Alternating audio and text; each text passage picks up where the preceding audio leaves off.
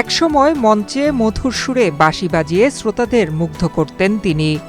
খাঁচার ভেতর অচিন পাখি কেমনে আসে যায়, কিংবা মিলন হবে কতদিনে আমার মনের মানুষের সনে, এমন অসংখ্য গানের সুর ভেসে উঠত তার বাঁশিতে। সেই সুর শুনে শিল্পমনা মানুষের হৃদয়ে তৈরি হতো এক অন্যরকম আবেশ। কুমিল্লা, ঢাকা, চট্টগ্রাম, নাটোরসহ বিভিন্ন জেলার সাংস্কৃতিক মঞ্চে পরিচিত মুখ ছিলেন ফয়সাল আহমেদ। আজও তিনি সুর তুলছেন, তবে আর বাঁশিতে নয়, খাঁটি মধু ব্যবসায় উদ্যোক্তা হিসেবে। ছাত্র জীবনে সঙ্গীত চর্চা আর করোনা বা যে কোনো ভাইরাসের এগেইনস্টে ফাইট মানি ব্যাকট্রলের লেফট রাইট। বন্ধুদের সঙ্গে সাংস্কৃতিক পরিমণ্ডলেই কেটে যেত তার সময়। তবে জীবনের মোড় ঘুরে যায় 2019 সালে। সেবার পরিবারের জন্য বাজার থেকে মধু কিনেছিলেন তিনি, কিন্তু পরে বুঝতে পারেন সেটি খাওয়ার উপযুক্ত নয়। দাম দিয়ে কেনা সেই মধু ফেলে দিতে হয়। ঘটনাটি তাকে গভীরভাবে নাড়া দেয়। তখনই মনে প্রশ্ন জাগে, খাঁটি মধু কিভাবে পাওয়া যায়। খাঁটি মধুগুলো কারা কারা বিক্রি করে, বা মধু নিয়ে আসলে কোনো সংস্থা বা কিছু আছে কিনা। তো সেটা নিয়ে খুঁজতে খুঁজতে গিয়ে চট্টগ্রামে এক ভাইয়ের সন্ধান পাইলাম। উনি হচ্ছে যে একটা মধুর মিউজিয়াম করছে। হ্যাঁ, বাংলাদেশের প্রত্যেকটা ফুল, প্রত্যেকটা মধু এবং পতঙ্গ উনি ওনার ল্যাবে এটাকে উনি সাজাইছে, এবং ওনার এখানে গিয়ে আমি মধু সম্পর্কে একটা বেসিক ধারণা পাইছি। এবং উনি মধুকে হচ্ছে বিভিন্ন প্যারামিটার, বিভিন্ন ধাপে হচ্ছে উনি টেস্ট করে। হ্যাঁ, তো ওনার থেকে উদ্বুদ্ধ হয়ে আসলে আমি এই ব্যবসা করবো এটা আশা না, যে আসলে ভালো মধু পাবো এবং নিজে খাবো। এবং ওনার থেকে আমি মধু নিয়েও আসছিলাম, আনার পরে টুকটাক মেশিনপত্র কিনে আস্তে আস্তে শুরু করে। এরপর 2020 সালের দিকে উদ্যোক্তা হওয়ার পরিকল্পনা করেন তিনি।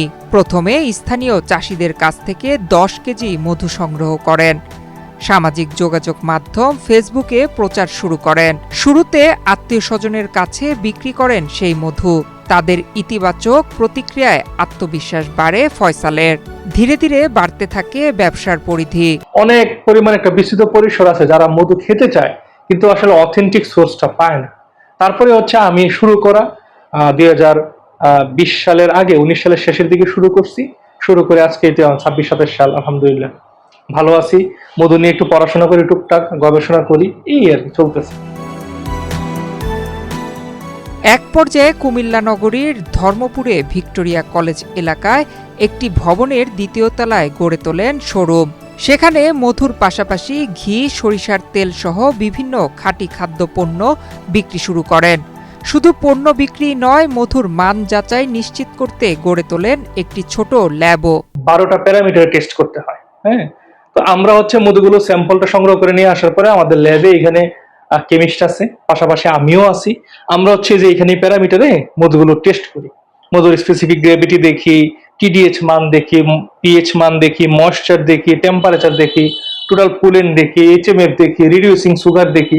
এই সবগুলো দেখে যখন কোয়ালিটি বা যে রিকোয়ারমেন্টস আছে সেই রিকোয়ারমেন্টস অনুযায়ী এটা উত্তীর্ণ হয়, তখন এই বেসটাকে আমরা পাস করে আমরা বাজারজাতকরণের জন্য রেডি করি। আর যখন এখান থেকে 1টা 2টা 3টা 4টা 5টাতে টেস্টিং এ ফেল আসে, তখন সেটাকে আমরা রিজেক্ট করি। শোরুম থেকে মধু কিনতে আসা ক্রেতারা বলেন, এখানে ল্যাবে মধু পরীক্ষা করে পণ্যের প্রতি তাদের বিশ্বাস আরো বেড়েছে।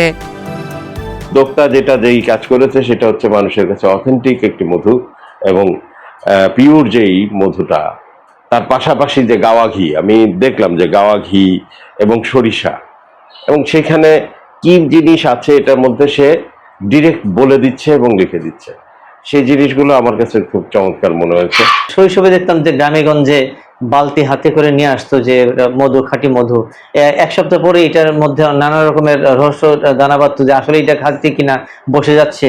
যে এই যে জায়গাটা থেকে আজকে কিন্তু মানুষ মুক্তি পাচ্ছে, এই কারণে যে ফয়সাল আহমেদের মতো যারা শিক্ষিত যুবক এই লাইনে আসছেন, তারা কিন্তু এরকম তার মতো ল্যাব প্রতিষ্ঠানের মধ্য দিয়ে, ল্যাবে পরীক্ষা নিরীক্ষার মধ্য দিয়ে এটি যখন বাজারে ছাড়ছেন যে এটি সত্যিকারের খাঁটি মধু কি খাঁটি না, এবং এটি তার প্যাকেজের মধ্যে তার লিখে দিচ্ছেন, এই জায়গাটা কিন্তু তৈরি হয়েছে এই শিক্ষিত যুবকরা এই লাইনে আসার কারণে। ফয়সাল বলেন, ব্যবসার শুরুটা সহজ ছিল না। এখন এই ব্যবসা থেকে পরিবারের দায়িত্ব নিতে পেরেছেন এবং অনেককে স্বাবলম্বী হওয়ার সুযোগ দিতে পেরেছেন। মধু সেক্টরে আসবো বা মধু নিয়ে কাজ করবো, অনেকে আসলে বলতো পাগল, যে কি করতেছে, অনার্স মাস্টার্স করে মানে মধু ব্যবসা করবে। তারা ভাবতো যে আসলে ওই গ্রাম এলাকায় মানুষ যেরকম মাথায় গামছা বাইন্দা লুঙ্গি পরে হাতে বালতি নিয়ে মধু বিক্রি করে, আমরা হয়তো বা সেরকমই করবো। কিন্তু না, আমাদের তো আমরা শিক্ষিত ছেলে, পড়ালেখা করা, আমাদের চিন্তা ছিল যে কমার্শিয়াল, ঠিক না, আমাদের কর্পোরেট বড় চিন্তা ভাবনা। তো সেই অনুযায়ী আসলে কাজ করা, হ্যাঁ, সবকিছু ধাপে ধাপে শিখে মাঠ পর্যায়ে এসে কাজ করতেছি। তো আলহামদুলিল্লাহ ভালো আছি। তারা আগে যেরকম একটা ধারণা ছিল, তারা এখন আসলে অনেকটা গর্ববোধ করে। একসময় বাঁশির সুরে মানুষকে মুগ্ধ করা সেই তরুণ আজ উদ্যোক্তার সুরে বদলে দিয়েছেন নিজের জীবন। ডেস্ক রিপোর্ট, বাংলাদেশ প্রতিদিন।